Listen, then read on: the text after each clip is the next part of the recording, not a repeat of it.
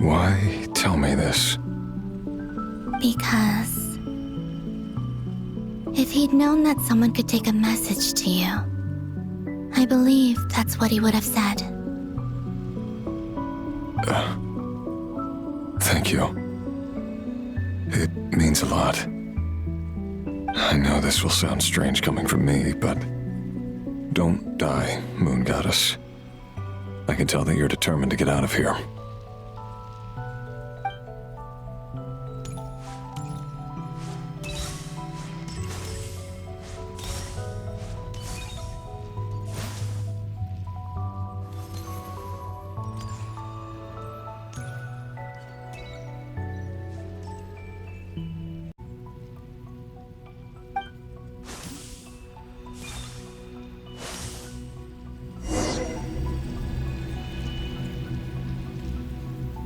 He kept his word. The abyss is no longer obstructing my path.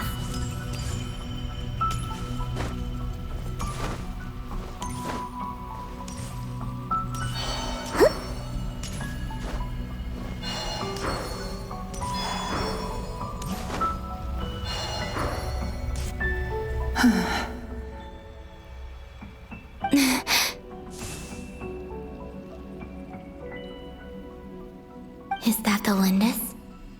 She wasn't far off at all. And yet, they can never meet.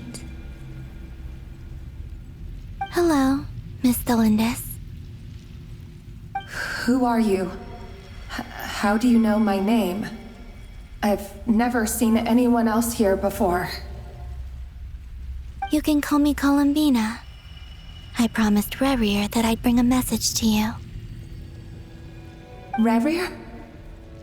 My Rerir? Is he well?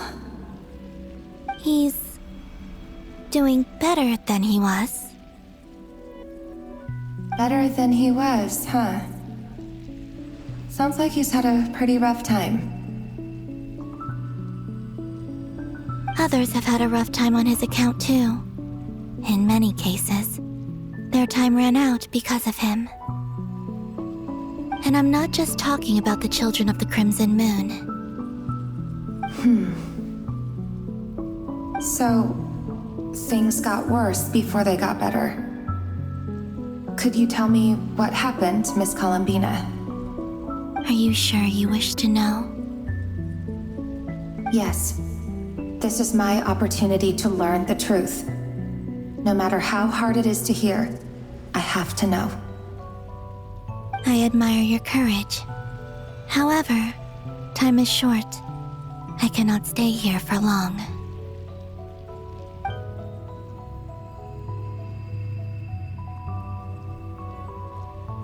Rerir had seeds of hatred in his heart, and many people nursed them for their own ends.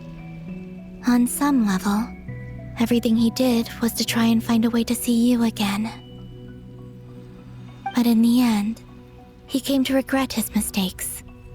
He wanted to apologize for hiding his past from you. Beyond that, he did not say specifically what it was he wished to convey to you. But I'm sure that you've always been on his mind. You are what has kept him going over all these years.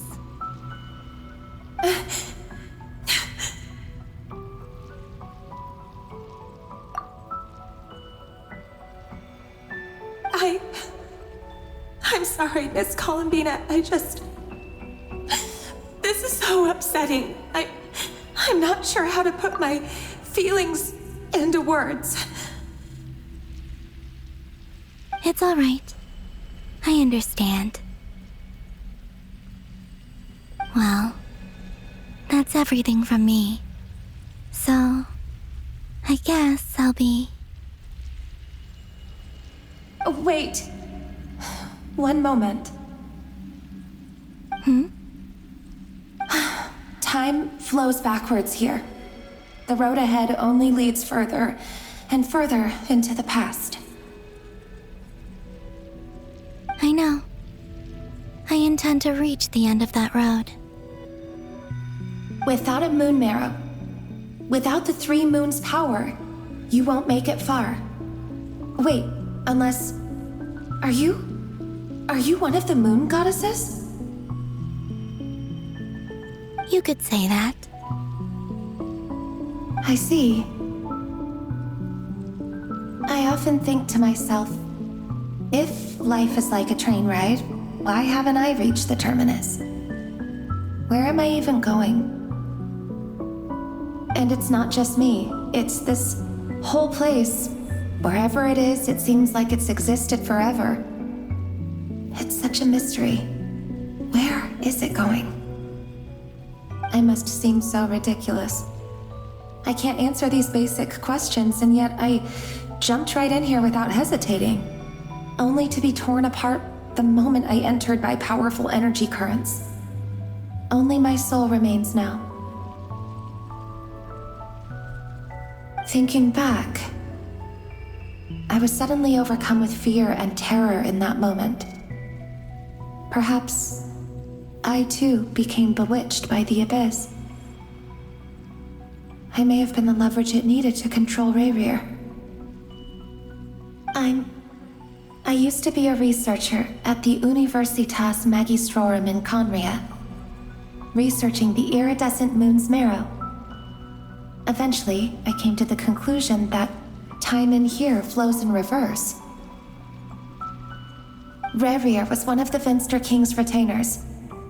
With me, he was in an impossible position. It plagued him constantly. I wanted to help him escape his lot in life. I wanted him to be happy, so I thought I'd use this place to return to the past. At the time, I thought I could just go back to the day that the Finster King first found the princess. It was only after meeting the princess that the Finster King started going too far with his research into the abyss. That was the day all of our woes began. I thought I could stop the king from ever meeting her and solve everything. I couldn't kill the Finster King himself, so I had to find another way to save Rerir. That's why I wanted to go back, to kill the person who had brought new possibilities to our realm. I'm sure it was a futile endeavor, but the abyss probably enhances the basest human desires. So I naively hoped I could change everything. But I was simply too weak, like a speck of dust against the whole universe. Look at me.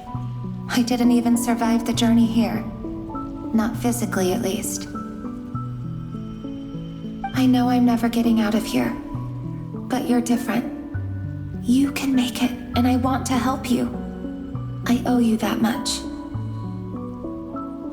How do you plan to help me? Have you noticed the golden energy that exists here?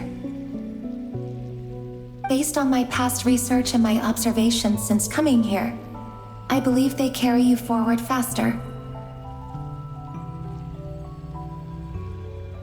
I can share what I've learned and help you understand the pattern in which this energy appears.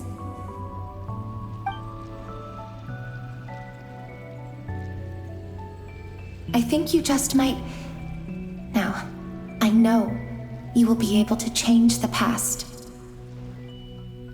Also, I've been speculating about where this space ends.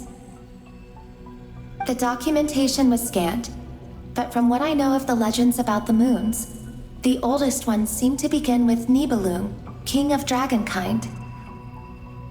I have no way of verifying any of it by this point, but if it's true, you might be able to reach that era if you keep walking.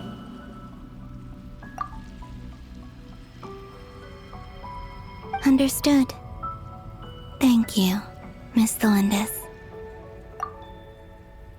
I'm the one who should be thanking you.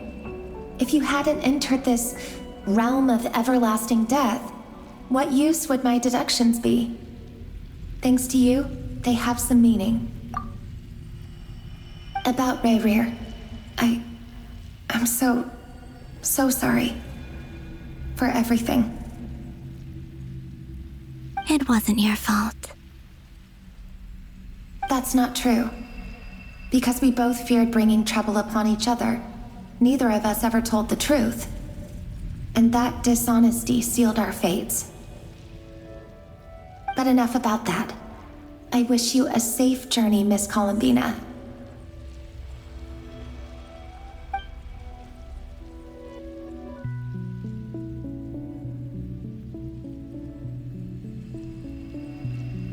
And may the outside world never have to experience pain like this again.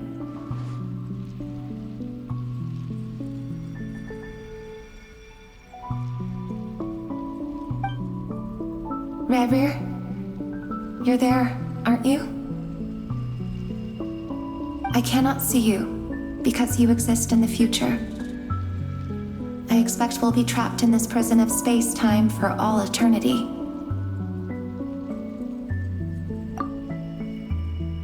But please, gaze upon the past, and then sit for a while.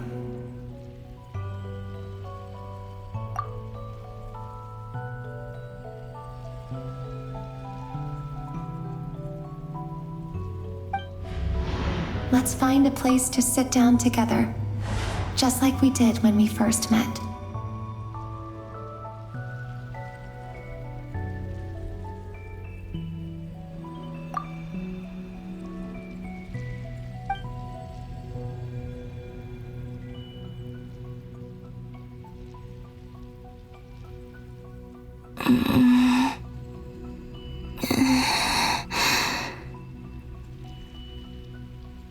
How long have I been walking? How much further till I reach the end?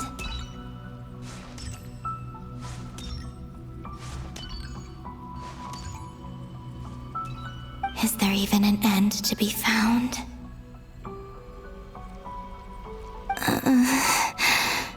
Everything's getting blurry.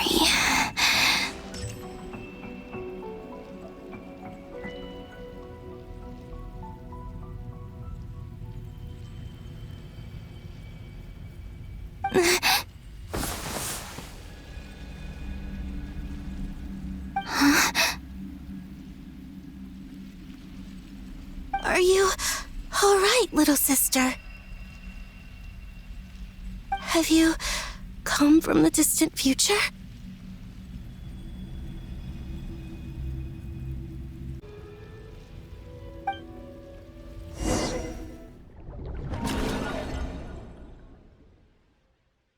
So, how exactly did the moons just disappear? Nations like moons?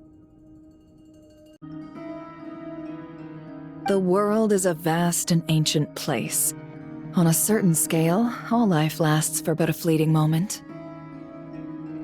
Miss Nicole explained that the moon goddesses likely perished in the War of Funerary Flame. The moons themselves were also destroyed at that time, save for the Frost Moon, from which a new moon goddess was later born. Am I missing something then? 'Cause the stories say that the moon goddesses were born on the moon, but doesn't Columbina say she was born in Nod-Krai? Huh, you're right! Why do their birthplaces differ? What's the difference between the two generations of moon goddesses? Also, remember what Sandrone said? Her scans detected 4 moons. In other words, 4 moon marrows. Technically, the result of the scan means that 4 moon marrows were detected and positively identified as moons in that moment. In other words, this piece of information alone isn't enough for us to know how Miss Columbina is doing right now. Yup, we have no way of staying up to date on whether she's dead or alive. She's on her own for now. But at least she's trying her best to get back to us. Yeah. She's a tough cookie. And a sore loser, too. We have to trust that she'll find a way. Because we really need her power. As much as it pains me to say it, we've got no chance of beating Dottore in a straight-up fight. He's much too powerful. It wouldn't even be close. That maniac is going to devour everything in his path until he reaches us. We need to find someone or something that can stop him before he does anything worse. I'll be frank. Our only hope of defeating this false god is with a real moon goddess on our side. I'm not just saying this because Columbina's a friend and I want her back safe and sound. It's just the truth. And I know that even she was no match for him when he attacked, but I don't have a better solution. We're not giving up on saving her, whether she can defeat Dottore or not. Right.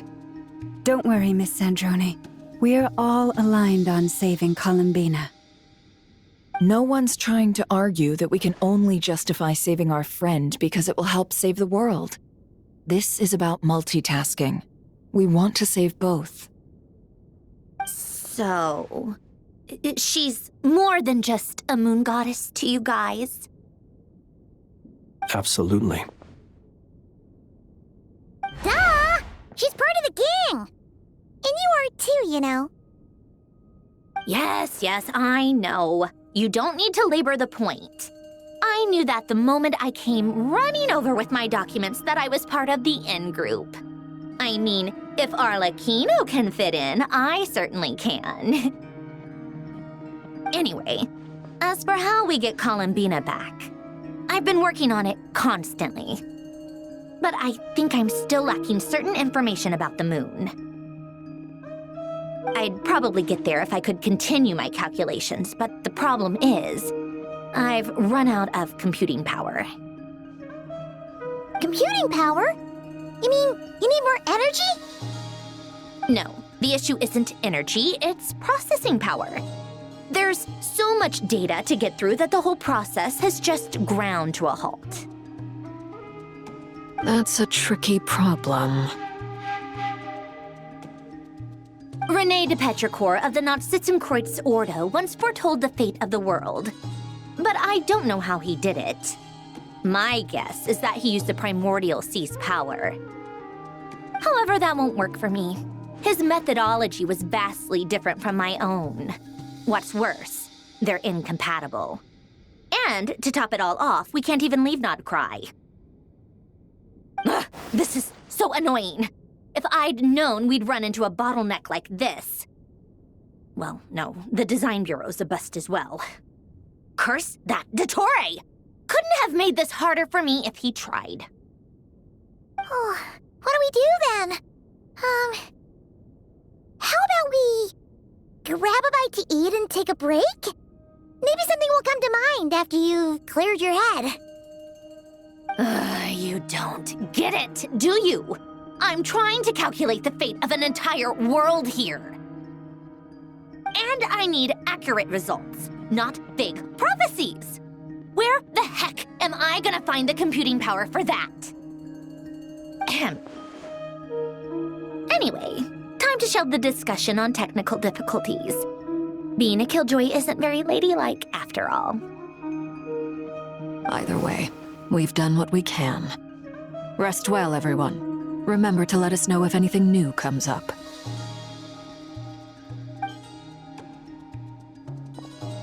Hat guy?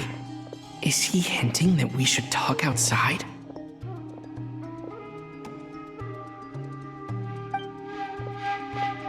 Let's go somewhere a little more private.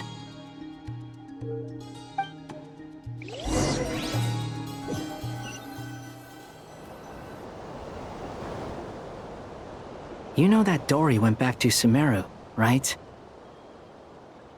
Yeah, she mentioned she was planning to head back.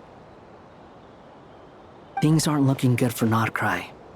She's gone to spread the word so that Sumeru has a chance to prepare for the worst. From what I know of Dottore, there are two possible reasons why he hasn't made a move yet. One is that he's still working through some kinks in his new powers. The other is, he wants to see how we're going to react. He'll easily devour everything eventually, so I guess he's in no rush to make it happen. The first false god he made was me. Now it's his turn. Even though my records were erased from Irminsul, Dottoro's ideas haven't changed one bit. He once told me that becoming a god was like turning yourself into a hungry wolf or giant serpent to devour the moon. Clearly, he began studying the moon goddess's powers long before he even tried making a god. He's always wanted to get his greedy hands on divine authority one way or another. And in the end, he devoured the moon where I failed. In the desert of Sumeru, there is a chessboard built by King Deshret, also known as Al-Ahmar. I don't know if it was a real game, or if he was just trying to challenge his servants and citizens in some way. But creating games and setting rules, gods do that as a matter of course. That's the kind of power Dottore craves. Now he has the Trilunar Authority. His power is leagues beyond the common people. I don't think there's any point in other nations rushing to the front line. They're better off focusing on defense and hoping they can fend off any threats that spill out from Nod-Krai. Either way, Dori will inform Lesser Lord Kusanali, and she will contact the other gods in turn. The Seven will have some recourse available. If nothing else, their protection should keep the rest of the world from descending into chaos as quickly as Nod-Krai has. So on the bright side, even if Nod-Krai is doomed, your friends in other nations won't be in any immediate peril. That's good to know. But I'm not ready to give up on Nod-Krai yet. There's a word for people who refuse to let anything go. It's called being greedy. Maybe it sounds greedy to you, and probably naive too. But whatever you call it, that's what gives me the determination to keep fighting. Battles are fleeting, but the will to fight is a long-term commitment. Give up for even a moment, and your resolve will shatter. Why do you always feel the need to do the right thing? No one is born to be a savior. I mean, who's gonna criticize you if you fail or give up? Don't take this the wrong way, but Dottore said something similar to me. I guess the Fatui attracts people who don't believe in saviors. Not necessarily. It's less about belief for me. I just want to know how determined you really are. After all, I don't owe anything to anyone else here. Only you. You look kinda worried. If your arch-nemesis was about to achieve their ultimate goal, I think you might feel a little worried too. That's true. Dottore is about to become an omniscient, omnipotent deity. That's gotta be a bitter pill to swallow. Still, you're calmer than I expected. Obviously. I have to admit that my past self was a reckless fool who misunderstood not only the point of revenge, but how to achieve it. And as much as I want my vengeance, I know I'm not gonna get it by acting alone. If the world's taught me anything, it's to think before I act. Too bad it never taught me any other virtues, though. So, I am going to destroy Dottore, no matter what it takes. So, what's your plan? I'll get to that. First, tell me, what do you think of Sandrone? Just like Paimon said, she's a friend, part of the gang. How much do you trust her? This is a serious question. Think carefully before you answer.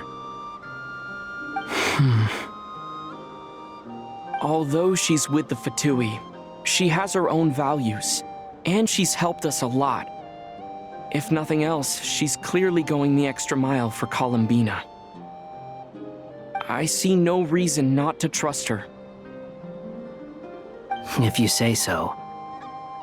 In that case, the three of us need to talk. I have some thoughts about her computing problem. It can be solved, but it will come with a cost. How much? If I can afford it, I'll cover it. Sometimes your heroism really backs me into a corner. You know that? Come on, let's go talk to her.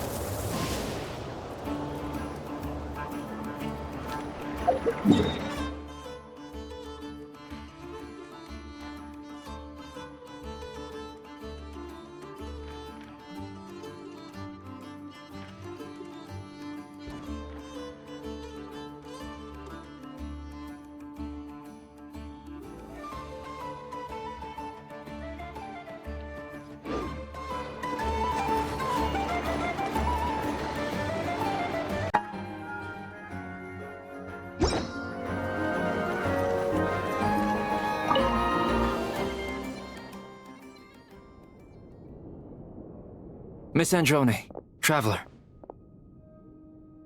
Hey there. Paimon's here too! She was just helping them sort through their things. How did your chat go?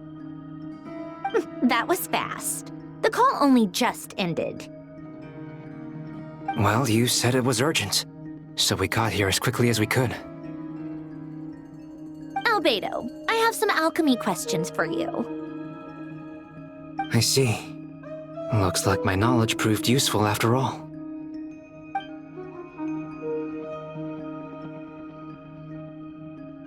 If I might ask, what is the end goal for the modified formula you'll be using?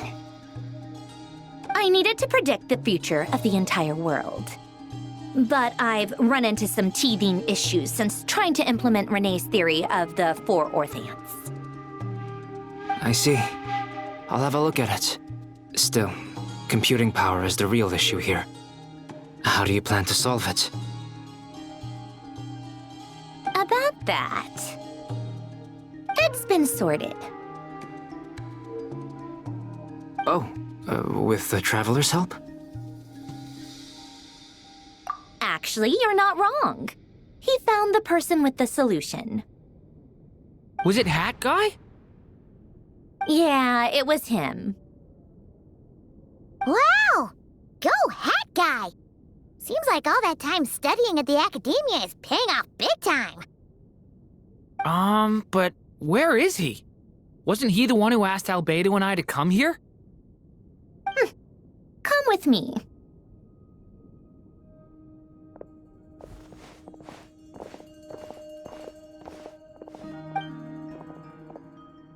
Hat Guy? What's happened to him? Hat Guy! Can you hear us? No response. I guess he's in hibernation. Hat Guy mentioned that he was a puppet. It seems that his functions are currently shut down. I presume this has something to do with the solution to your computing problem. That's right. He and the Traveler came to see me.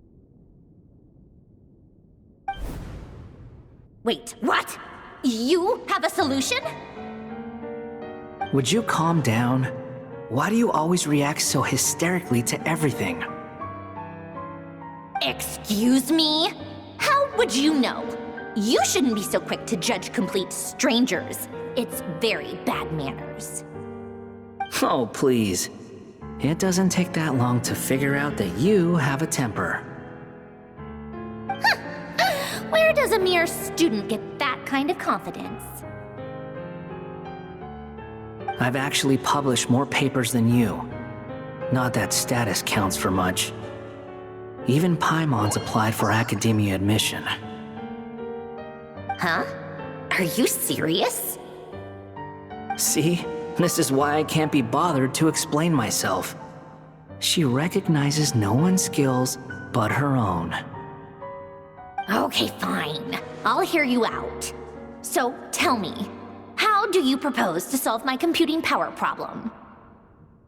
This world itself is constantly processing all kinds of information. If it's the world's future you're trying to calculate, you need a processing device that's designed to cope with that volume. Easier said than done. Only Irminsul can handle that kind of... Wait, is that what you're suggesting?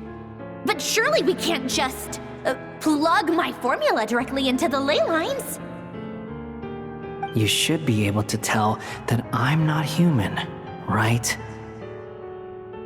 Yeah, I noticed. The technology, though, seems pretty ancient.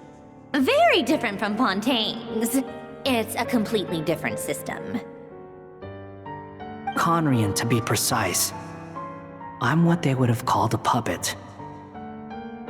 Puppets need an energy source and processing power. The artisans who built them sought out the materials most suited for that purpose. You? Do you mean... The Traveler and I have talked it over. He's willing to vouch for you. So, I'll allow you to borrow my core for your calculations. It was built using wood from a silver-white tree, which makes it a small part of Irminsul. Conrian technology and Irminsul wood. Who in the world could have built you? Are you sure about this? A puppet without its core will cease functioning completely. And if it's left in that state for too long, it might not recover. You could die if you do this. You do realize that, don't you? I can put two and two together, yes. No need to rub it in. I won't lie to you. This has never been done before. I cannot guarantee your safety. Doesn't matter. I'm prepared for the worst. Did you two actually talk this through? Is he... Are we really considering this? Yes, we discussed it. The bottom line is, he trusts me, and I trust you. Let's give it a shot, shall we?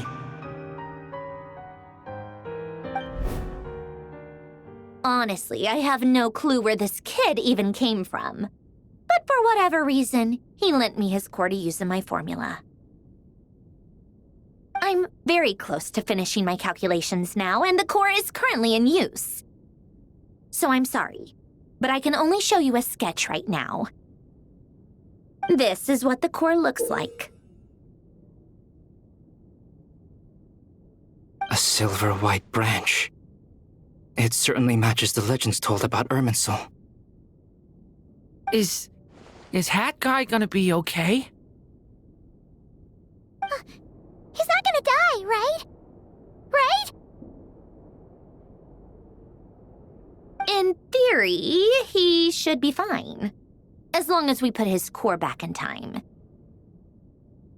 Beyond that, all I can say is that I'll try my best to avoid risk and make sure the core doesn't sustain any damage. I think I know why you called us here now. Someone needs to watch over his body and make sure it's protected until the process completes. Correct. He said that the only ones he trusts here are you two, and the Traveler. And the Traveler will have other work to do. He will have our undivided attention. Aw, Hat Guy. On a more positive note, things are progressing steadily on my end. I'll call everyone in for a meeting once the results are out.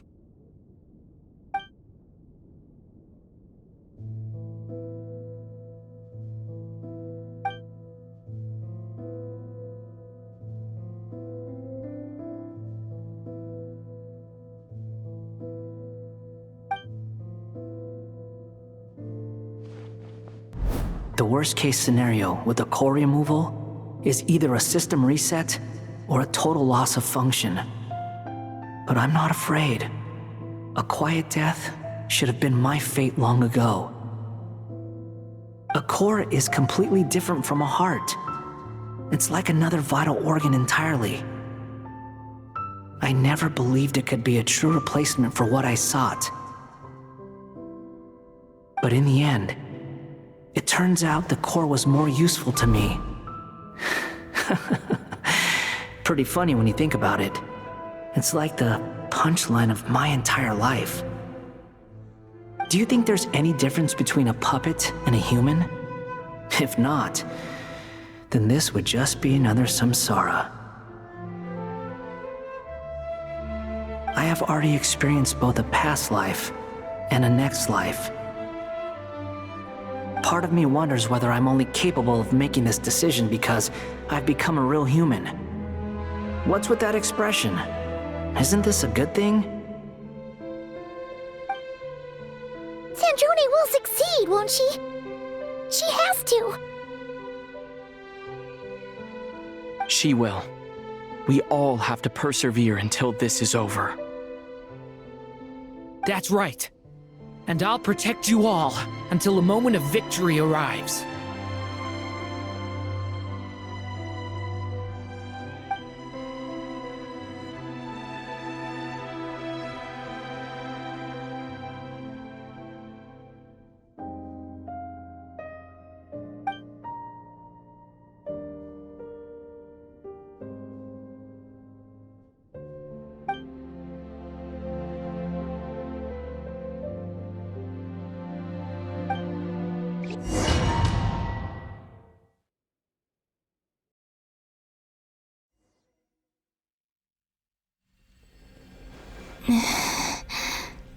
Who are you? Call me Sonnet. You have the same power as Canon.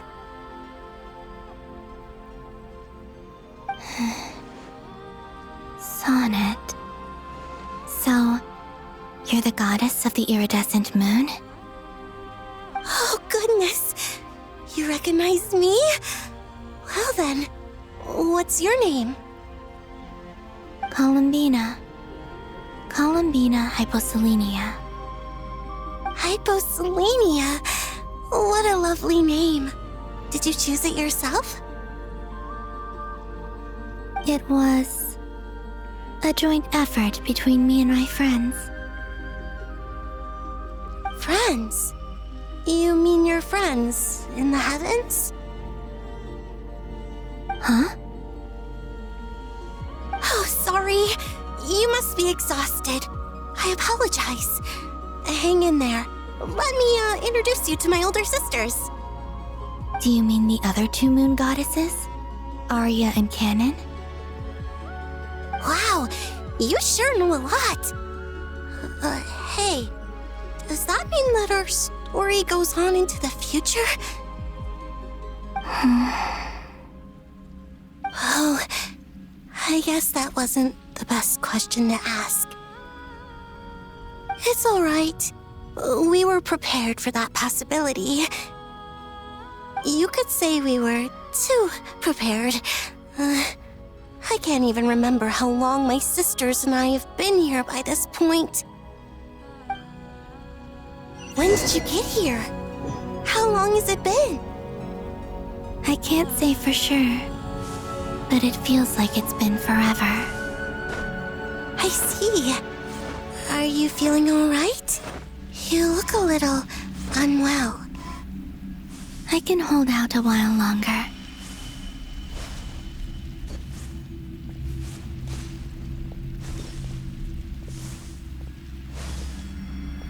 We don't have far to go. The place where my sisters and I are based is just up ahead. Don't worry, they're both really nice. I'll introduce you.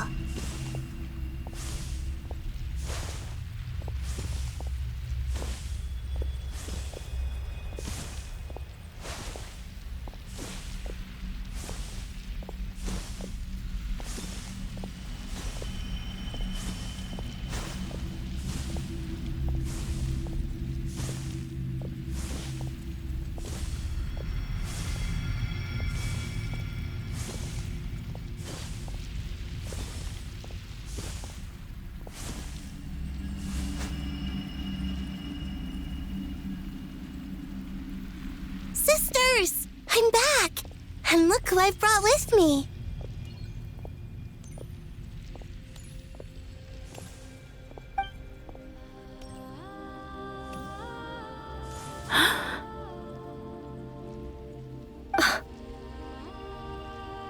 It's our lovely little sister, born in the far future. The pleasure is all mine.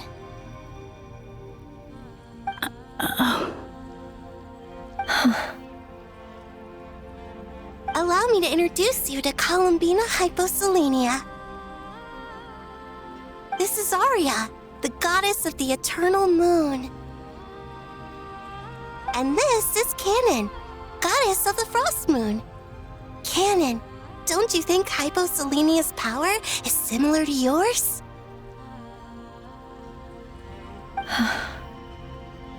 Hello, Columbina. I apologize for our startled reaction just now. And please, forgive our little sister if she's been annoying you. She tends to talk a lot. It's fine. You seem shy.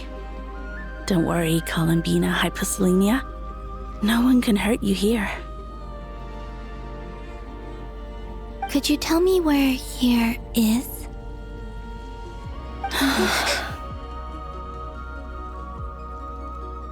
Please. I must know. My dear sister. This is where Tevat's original ruler, the Dragon King Nibelung, imprisoned the moon goddesses. What? You're scaring her, Canon. No, I'm fine. Please, continue. Nibelung, our original master, created us in the distant past to maintain Tevat. But he left this world and traveled into the dark universe beyond, to explore worlds vaster still. Day and night, we fulfilled our duty in the heavens, until the day that the first Descender arrived. The great ruler of the firmament. The heavenly principles. Is that what later generations call them? I see. But we did not reject them at first, nor did they seem to harbor ill intent towards this world. We coexisted in peace. They were like a guest in our home. Slowly, however, we came to realize that our guest had a growing desire to change and dominate the world. And you didn't stop it? No. There was an order to the rules they set up that Nibelung never taught us.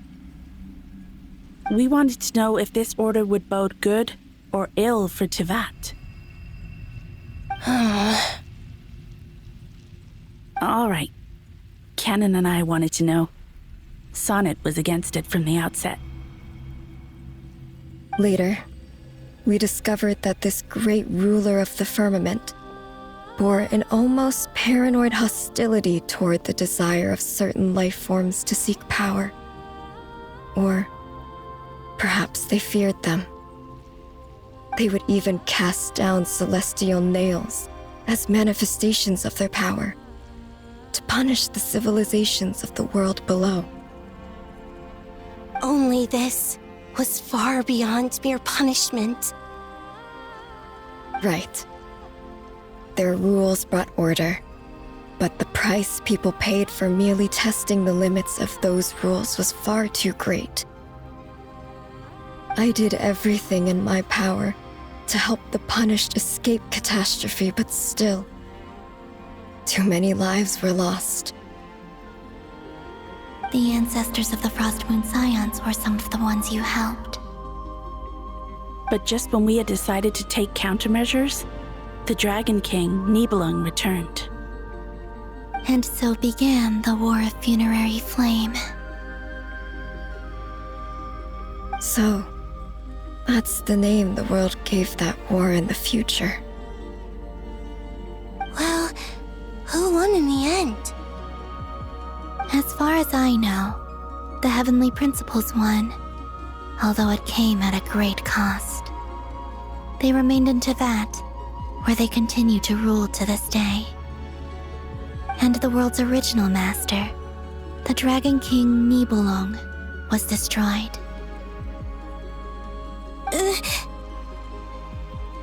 And what of the moons? Are there still 3 moons in Teyvat's skies?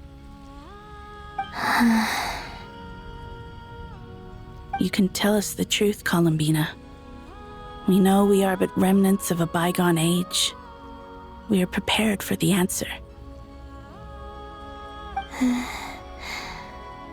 Only the Frost Moon remains, but it has been cast beyond the false firmament by the Heavenly Principles.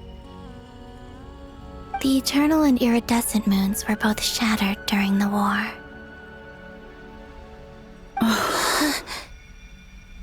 So death finally came for us in the end. Sonnet. But you're still here, aren't you? A moon goddess cannot live without her moon, Columbina.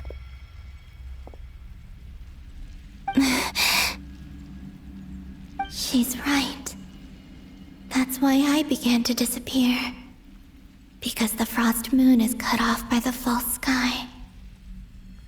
How much worse it would have been if it were outright destroyed. Our souls may endure within this lunar palace, but if our moons are destroyed, then we shall disappear the moment we depart from it. I'm sorry. There's no need to apologize to us, dear sister. If anything, we owe the world an apology. If only we'd decided to act sooner, rather than arguing amongst ourselves. all the more reason not to spend this time in regret and repentance. Instead, we should focus our efforts on how we might help our future sister. Sorry? Don't you see, Columbina, your story is not yet over. Is that not why you are here?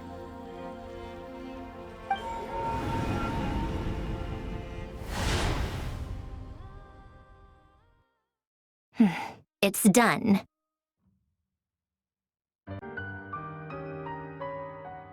Initiate numerological array.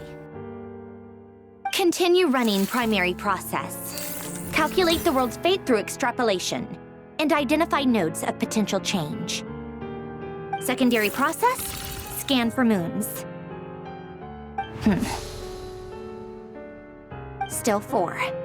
The number of moon marrows hasn't changed. Wait, let me think. Is it possible that there's something I've been misunderstanding about the moons all along? Variables. Variables in the world. I know where potential variables within the world come from. So what about the moons? Are there any variables there? Like their life or death, for instance. What if being alive or dead makes no difference to a moon? But that's so strange. Even immortal gods can die. Why would the moons alone be? Wait! Wait! I've got it! I've got it! If alive or dead is considered a variable, we might have had this wrong the whole time. No one ever said that a moon marrow equals a living moon. We just made that assumption ourselves. Initiate secondary process. Scan again. This time filtering out interfering perimeter, moon marrow. I don't care if they're natural or artificial. Get them out of my search results!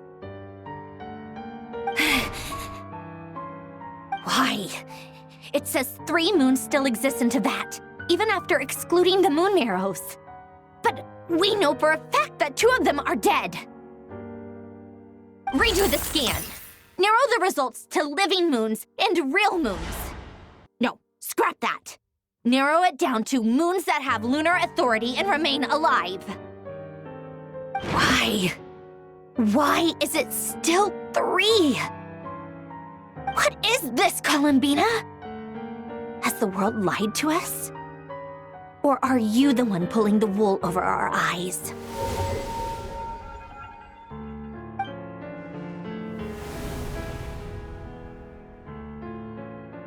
So, you think that the moon's reflection might be where Nibelung imprisoned the 3 Moon Sisters? Yes, it would explain a lot, such as why that space would respond to a moon goddess's power, opening the moon gate at her command. It would also explain why Miss Columbina has been unable to leave, and why time flows in reverse there. In the messages she sent, Columbina promised us she'd find a way to return, but we have no way of knowing how, when, or where this might happen. The fact that she still has yet to reappear in this world indicates that returning from that place is no easy feat. We cannot afford to simply wait for her. So you're saying, if she could return by her own power alone, she would have done so long ago? Yes, she certainly wouldn't leave it to this late stage when it's so touch and go. I've been giving this some thought, and I've come to believe that Luanatar might be an anchor that she left behind, as a sort of future waypoint. This could also explain why Luanatar is always by the traveler's side. Sounds like a plausible theory. If that's the case, there must be some criteria we need to fulfill to allow Columbina to return to the present. The question is, what could they be?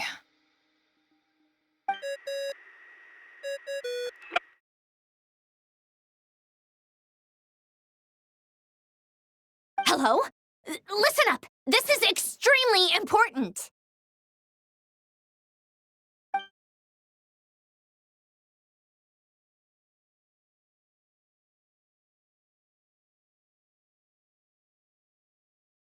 Not only is Columbina alive, but she may well exist in a form unimaginable to us.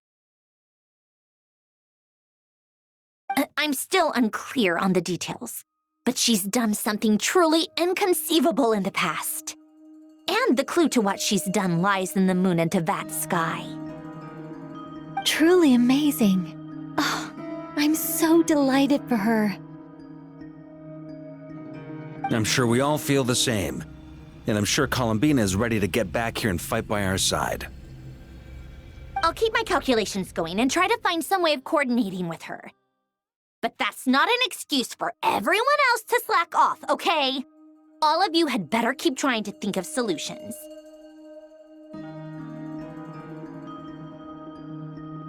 How can the dead moon still live? And Luanatar?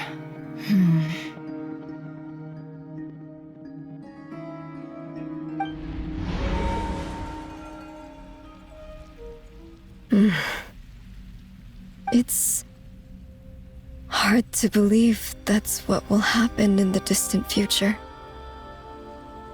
Our authority is linked to the most fundamental rules of Tevat. I suppose it's no wonder that many would covet that power. I didn't realize that when you said friends, you meant people who live down in Tevat.